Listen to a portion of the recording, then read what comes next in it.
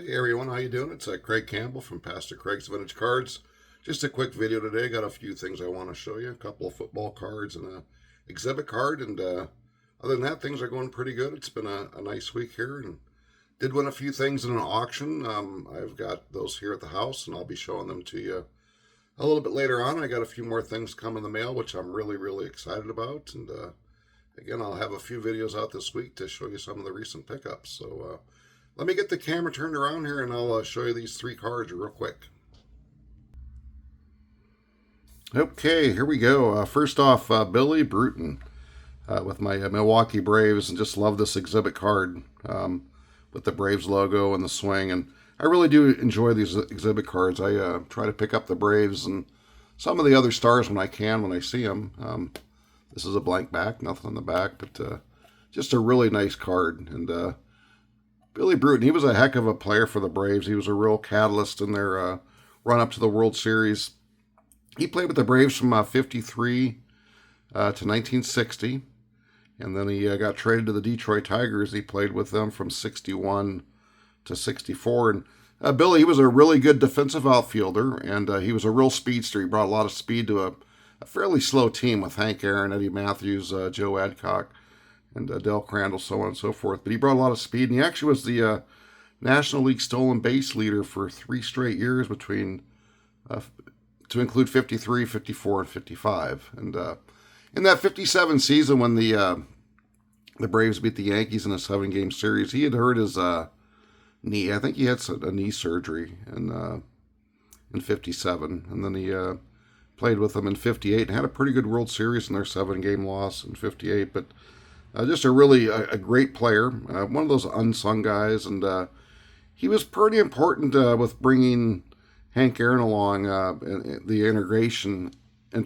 of black players into Milwaukee, and him and Hank had a pretty decent relationship. So real happy to add this exhibit card for Bill Bruton. And here's what I'm really happy to grab here. Gino Marchetti with the Baltimore Colts. Just a great player.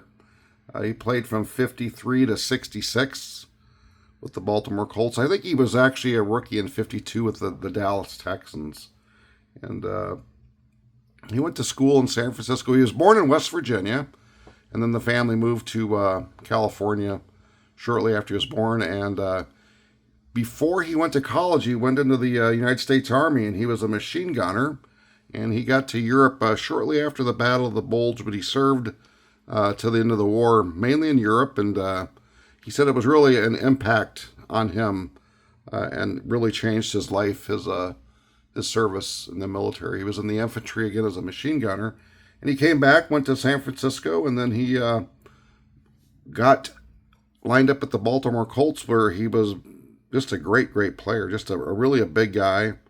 One of the true enforcers in the early days of the NFL.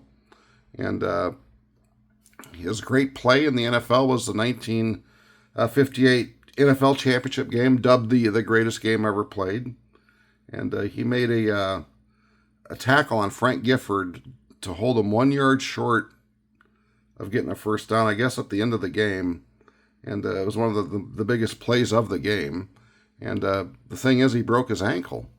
And as a team leader, though, he sat on the sideline. He didn't go into the locker room. He sat on the sideline to watch the finish of the game.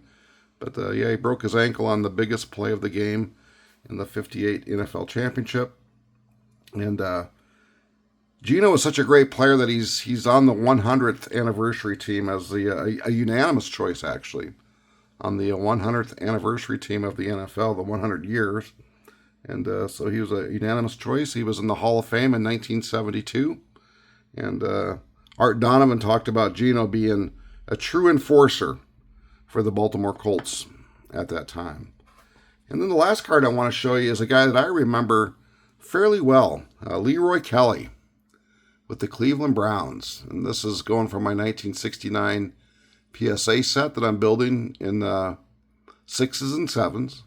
And this is card number 1. And again, you can see, boy, that blue background is just so tough to find without fisheyes. And so I was real happy to grab this Leroy Kelly. The other nice thing about it is card number 1. And Leroy was a great player. And you can see he wasn't that big of a guy, 200 pounds and 6 feet tall. But really his claim to fame, I think, in a way, his notoriety, I should say, in the NFL's, he is the running back that replaced the great Jim Brown. And when he replaced Jim Brown as running back, Leroy, he ended up leading the league, I believe, in rushing for 3 straight years, immediately after he replaced Jim Brown. And I think he led the league in touchdowns for those 3 years. And just a great player. And when I did a little bit of research, I was really surprised to find out that he was not inducted in the Hall of Fame until 1994, which is a little bit surprising because he retired in 74. I think he played from 64 to 73, and then he went off and he played in the the defunct the World Football League for a little while. But Leroy Kelly was a great player. When I first started remembering football, he was kind of winding down, but he was still a really dominant player. But real happy to add this to the collection.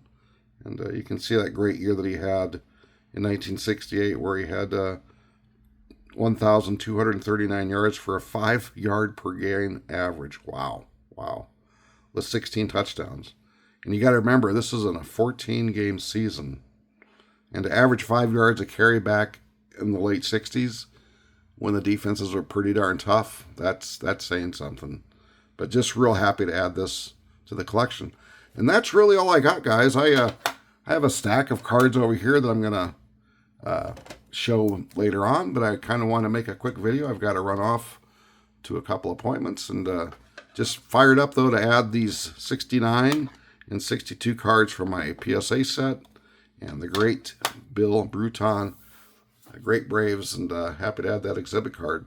Until next time, guys, enjoy the hobby, keep on collecting, and we will talk later.